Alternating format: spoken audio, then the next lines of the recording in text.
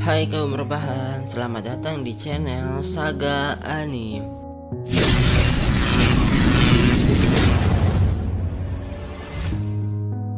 Kali ini Mimin ingin mereview anime Koroshi Ai yang dirilis pada tahun 2022, yang dimana menceritakan cinloknya seorang pemburu hadiah dan pembunuh terkenal yang diincar oleh banyak pihak. Ketika dalam misi, tak sengaja pembunuh terkenal bertemu dengan pemburu hadiah yang cantik. Lalu ia mencoba untuk mendekatinya, namun si cewek selalu bersikap dingin kepadanya. Bagaimanakah kisahnya? Apakah pembunuh terkenal itu diterima menjadi kekasihnya? Mari kita masuk ke filmnya aja, let's go! Di awal film kita diperlihatkan seorang wanita bernama Sato yang merupakan pemburu hadiah yang membunuh targetnya sesuai dengan pesanan dari atasannya. Ketika dalam misi, tanpa disengaja, ia malah bertemu dengan pembunuh terkenal bernama Song Ryangha yang sedang melakukan misinya. Mengetahui Sato sudah kehabisan peluru, Yang Ha langsung menyerangnya. Namun, saat melihat Sato dari dekat, dirinya merasa tertarik kepada Sato. Keesokan harinya, Sato ditelepon atasannya dikarenakan Sato semalam bertindak sendirian. Namun Sato seolah bersikap tak peduli terhadap ucapan atasannya. Di balik itu semua, ternyata Sato merupakan putri pemilik perusahaan. Lalu Jim yang merupakan akuntan perusahaan menduga di balik keberhasilan misi Sato semalam, Sato dibantu oleh bawahannya yang masih belum diketahui oleh mereka. Semenjak Ryangha mengalahkan Sato dalam pertempuran pertama mereka, Ryangha mulai tertarik kepadanya. Lalu Ryangha selalu mengirimkan video hasil buruannya yang sedang diburu oleh Sato. Lalu setelah itu Sato bersama atasannya dipanggil oleh salah satu pimpinan perusahaan, yang dimana alasan mereka memanggilnya untuk menangkap Song Ryangha, pembunuh terkenal yang menjadi buronan negara. Sepulangnya dari sana, Sato bersama atasannya mengadakan rapat mendadak mengenai permintaan klien barusan. Melihat atasan Sato pergi, Ryangha langsung menghampiri Sato dan mengajaknya untuk pergi ke suatu tempat. Sesampainya di tempat, Sato secara terang-terangan bahwa target selanjutnya adalah dirinya. Serta Sato menganggap Ryangha mendekati dirinya pasti ada tujuan lain. Namun tujuan sebenarnya Ryangha hanya ingin bersamanya serta melindunginya dari mara bahaya. Lalu Sato berpura-pura kesakitan agar bisa menyerang Ryangha ketika dalam keadaan lengahnya. Namun perbuatannya sia-sia. Sebagai permintaan maafnya, Ryangha meminta Sato untuk pergi berkencan bersamanya saat malam Natal nanti. Pada hari H, Sato sengaja datang terlambat agar bisa menjauh dari Ryangha. Melihat Sato ngambek atas ucapannya, Ryangha mencoba untuk membelikannya perhiasan. Namun Sato masih aja bersikap dingin kepadanya.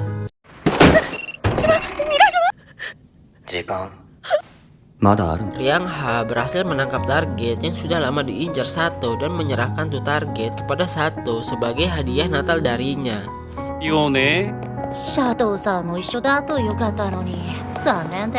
Sepulangnya dari hotel, tanpa Sato sadari, bosnya melihat Sato sedang berjalan berduaan bersama Ryangha. Lalu Sato menyuruh Ryangha untuk mengantarnya cukup sampai di sini. Ditakutkan jika ada yang melihat mereka berjalan berduaan di tengah malam akan menjadi musibah ke depannya. Scene beralih kembali ketika Ryangha sedang berjalan bersama Sato, tanpa dia sadari ada orang yang memata-matainya. Keesokan harinya, bosnya masih nggak percaya bahwa Sato berjalan berduaan bersama Ryangha. Lalu Sato berhasil menangkap buronannya yang dilumpuhkan Ryangha di tempo hari.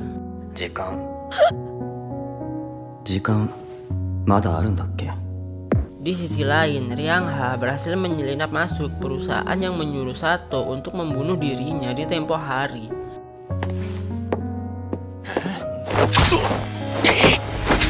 Merasa kesal, Ryangha tanpa segan langsung membunuhnya.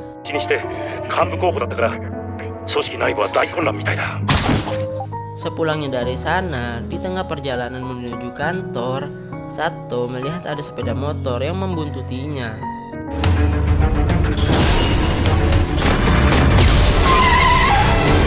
Lalu ban mobilnya terkena tembakan sehingga membuat mobilnya lepas kendali dan jatuh ke jurang. Di waktu yang sama, Riang Ha merasa telah terjadi sesuatu kepada Sato. Untuk menghilangkan jejaknya, si penguntit langsung membunuh supir truk. Tak lama dari kejadian, Riang Ha datang ke lokasi untuk melacak keberadaan Sato. Setelah tersadar dari pingsannya, Sato berusaha untuk melarikan diri dari kejaran si penguntit. Oi, mateって危ねえぞ。ほら、いいわんこ。Ketika Riang Ha menelpon Sato, berkat tembakannya, Riang Ha menyadari Sato tak jauh dari tempatnya. Saat Riang Ha sedang menelusuri arah tembakannya, dia melihat Sato sudah pingsan di hadapannya. Setelah tersadar, Sato memberitahu bahwa yang menyerangnya semalam mempunyai tato di pipi kirinya. Mendengar penjelasan dari Sato barusan, Riang Ha menduga dalang dibalik semua ini adalah rekan lamanya. Oke, scene kali ini kita diperlihatkan kebiasaan Sato, yakni jarang bangun pagi. Lalu dengan polosnya, Riang Ha mencuci baju Sato di laundry. そこじゃない。あ、そうか。君今着るもの。 Sehingga membiarkan Sato hanya pakai handuk. Sehabis itu Riang Ha ingin mengantar Sato sampai pulang. Namun dilarang dikarenakan Sato sudah dijemput atasannya. Lalu いろいろと。ごめん。 Riang Ha terkejut melihat cewek yang tadinya dingin bilang terima kasih kepadanya. Sebelum pergi, Sato menyampaikan pesan si penguntit, yakni sudah tiba waktunya pengkhianat. 落とし前をつける時だ。裏切り者。と。 Mendengar hal itu dari Sato, Riang Ha teringat masa lalunya yang dimana ada seniornya bernama Hosan tak terima bahwa Riang Ha yang merupakan juniornya diangkat langsung menjadi calon pemimpin. Namun Riang Ha itu sebenarnya nggak ada niatan untuk bekerja di sana, melainkan statusnya saat ini sebagai pembunuh bayaran yang ditugaskan oleh seseorang untuk membunuh pimpinan perusahaan saat ini. 明日は無理です。 Lalu Sato menjelaskan dan meminta maaf kepada atasannya saat kejadian kemarin. Sesampainya di apartemen, Riang Ha tiba-tiba sudah ada di hadapannya. Riang Ha ingin menemaninya namun ditolak Sato. Karena tidak bisa melihatkan Riang Ha dilihat orang lalu lalang, terpaksa Sato mengajaknya masuk. このまま居座られても。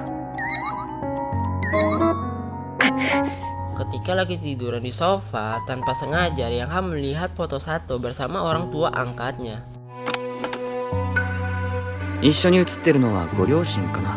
Lalu Sato memberitahu kepada Riang Ha bahwa hubungannya saat ini sudah diketahui atasannya, yang dimana jika tersebar membuat nyawa Riang Ha terancam. Namun di satu sisi perusahaan Sato juga akan terancam dikarenakan belakangan ini Riang Ha selalu membantu Sato untuk menangkap burunannya. Jika video itu disebarluaskan, otomatis perusahaan Sato akan berakhir. Di tengah perbincangan, tiba-tiba ibu Sato menelponnya untuk mengingatkan bahwa hari esok adalah hari kematian ayahnya.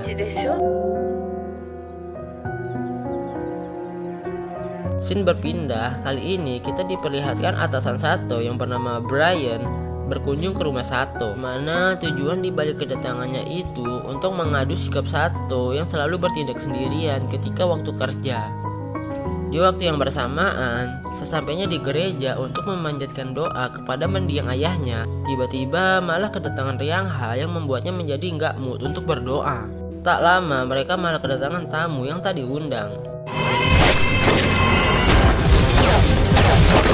Ketika Riang Ha sedang menginterogasi si pembunuh bayaran, tanpa Riang Ha sadari, Sato pergi seorang diri untuk menyelamatkan biarawati yang sedang disandra Hosan.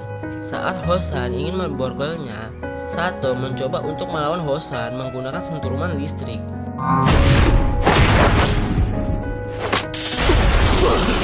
Sayangnya senturuman listrik itu tidak berdampak apapun terhadap Hosan, dikarenakan Hosan banyak sarafnya yang sudah mati rasa disebabkan narkoba.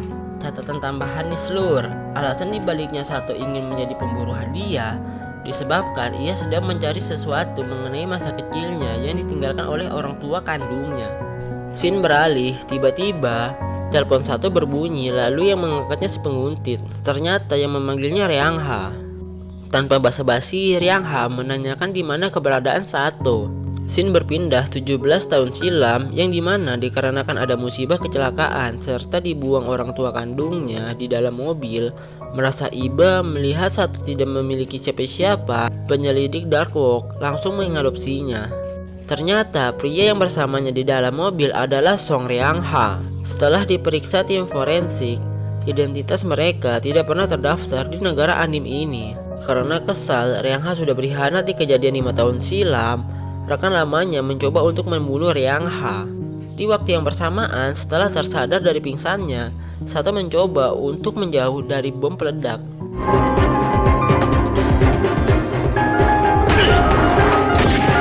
Sebelum kematiannya, Hosan teringat masa lalunya yang dipungut oleh Sunggo. Semenjak saat itu, Sunggo yang dibunuh Ryangha sudah dianggap sebagai abangnya sendiri.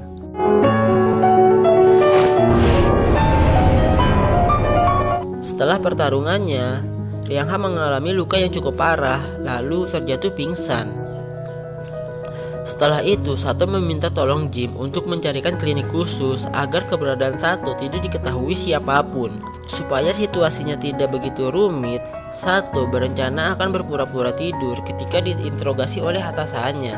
Dan juga Sato memberikan kunci mobilnya ke Ryangha sebab lokasi mereka kemungkinan sudah terlacak oleh musuh.